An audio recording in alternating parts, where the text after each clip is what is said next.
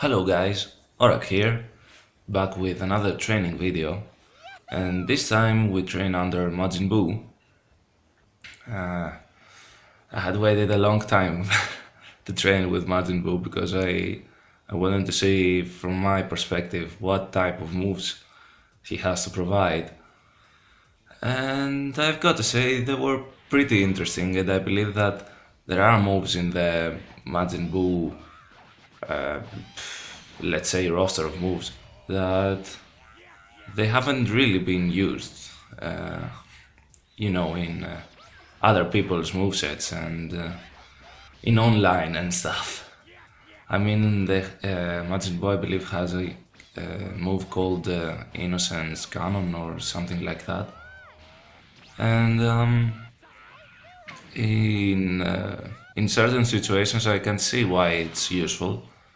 Well, you have to be a bit lucky, like it is a pretty, I wouldn't say close range move, but it's a move that I believe it would require for you to stamina break your opponent and have him in a mediocre distance from you, let's say, so that when you initiate the animation for Innocence Cannon, you can actually hit him. And it's a move that Majin Buu, I believe, used against Gohan. I believe, yes, it had to be Gohan, I believe. You know, the big yellow sphere that Majin Buu used and flew Gohan into space. And everyone thought he was dead. Anyways, this was a really frustrating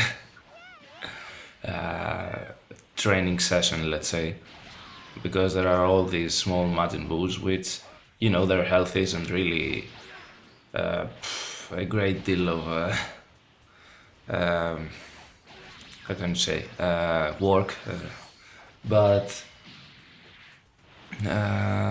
it was really tough to use the angry hit against all those Majin Boos. And you can see I can't I can't even and I believe I have to finish off all those Majin Buu small characters. I have to finish off them with angry hit. And it took me a while, I won't lie, because you can see that it's a bit of an RNG situation, like you'll vanish, they can vanish, those small Majin Boos, they can vanish your attack, and you get the deal anyways. But yeah, the Buu arc in Dragon Ball Z was a pretty fascinating one. In what do I mean? Because I know that I can be misunderstood. Most people view the Saiyan, the Frieza, or the Cell Saga as the best ones or the most interesting ones, and I do agree. Don't get me wrong, but I do find fascinating the Majin Buu arc in the way it was written, because I feel like Akira Toriyama always had some kind of, let's say, editor slash dictator over his head that wanted to do corrections on characters or didn't find characters fascinating, all the stuff. And Buu arc felt like it was the first time that Toriyama had a bit more of a freedom, let's say. He did have an editor in the Buu arc, don't get me wrong, but it was a bit all over the place. We can all agree on that. Like, he had said so in many interviews that he wanted the Buu arc to feature Gohan as the protagonist, let's say. But even to Toriyama, it didn't feel correct using Gohan as a main character, and he went back to good old Son Goku. But Gohan had a bit his spotlight, and he did have power-ups that were justified, at least to my eyes. I mean, Gohan always had potential, we know it. And, Elder Kai unlocked his, let's say, full potential, uh, helping him achieve the ultimate Gohan form. And in the time that I record this video, the episode 86, I believe, of Dragon Ball Super hasn't come out. Or is it 85? I'm not sure. I get them all mixed. I get them all mixed up. But there is evidence that Piccolo will get Gohan into his good old self, which is something I really want to see. Not only because, Gohan was a badass or something like that, but I didn't like at all the way that Super portrayed Gohan in the Frieza arc. In the anime Super, they made Gohan look even more trash than the movie. I mean, he had to do an insane power up just to go to Super Saiyan, and then how do we say it? He fainted. It was like, I mean, come on, it's Gohan. He can go at least Super Saiyan 2 if he wants to. It isn't that much of a big deal for him. But, I didn't really like the way they portrayed him. I mean, you can portray a character that he is not in his good old self, let's say, but you don't have to make him trash, which is what I felt personally. I mean, even Krillin has made the comeback in Dragon Ball Super, and he was mostly referred to as the laughingstock of Dragon Ball, he and Yamcha. And, well, you know what I mean anyways. And here I am, trying to use my innocence canon, which is not really easy. And I believe, okay, here comes Majin Buu, yes. Oh, and Kid Buu. And this fight took a while, I believe. Not because it was difficult, let's say, but I tried to use innocence canon for so long that I got really frustrated. But yeah, back to the Buu arc I was mentioning. It felt like it was fascinating to me personally because Toriyama was a bit more, let's say, of a what if mentality.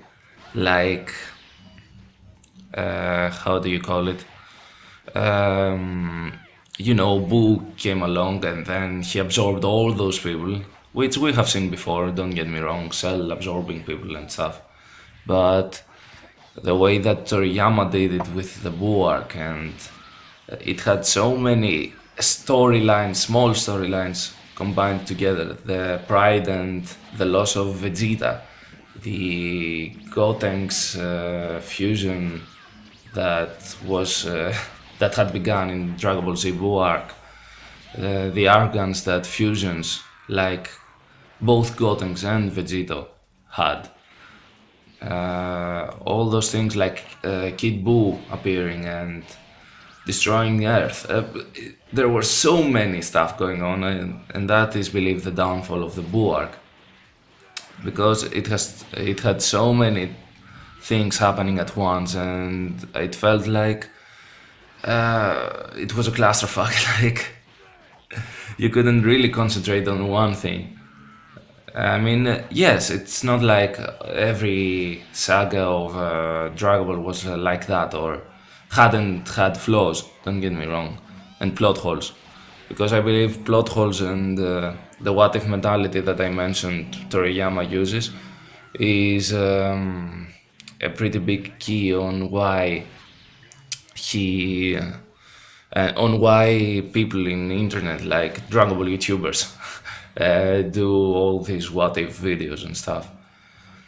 If it wasn't for this, I believe Dragon Ball wouldn't really be popular nowadays, at least in my opinion, okay? And because of its what if mentality, It enabled it to continue growing and having a fan base being built up day by day. And yeah,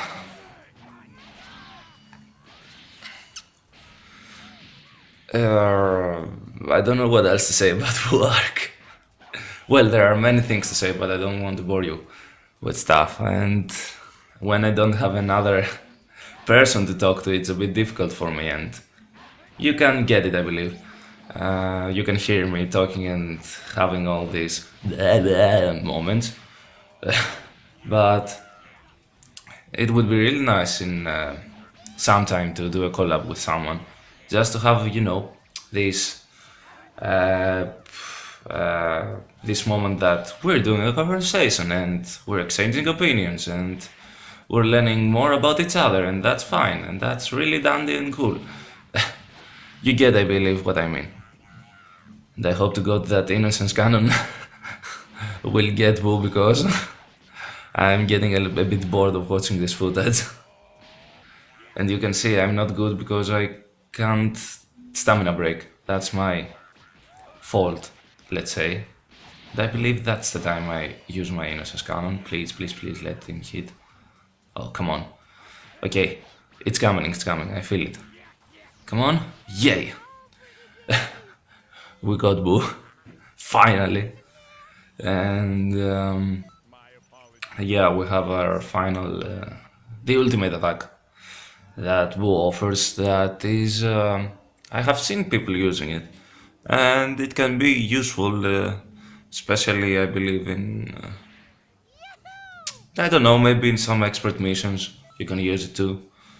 Uh, it isn't that it is the most powerful move or something like that, but it helps you clear the, the field around you with the Innocence Breath. But yeah, Boo is a fascinating character. Anyways, in the Dragon Ball franchise, and I do like that it's super.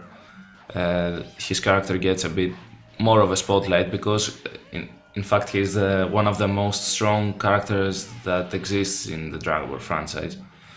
But it is a shame that he hadn't been used up until now, up until the survival arc in Super. And I do want to see where they will go with the character in the tournament and besides the tournament, after the tournament, better. And yeah, and his interactions with Hercule seem a bit more of how can I say it, a bit more refined, let's say. And in the end of Z, we didn't have that much time to really see what was the relationship between them. And it's super, we have this opportunity, so that is really cool. And I believe that's the end for Boo, yes. Innocence Breath is a useful move, but like many of the other moves that I have acquired through training with the characters, it isn't like I will use it, probably. But anyways, another fascinating character to train under. I really had fun talking about Buark and stuff. And I hope you got entertained, people. I hope I'll see you soon again. So, bye bye.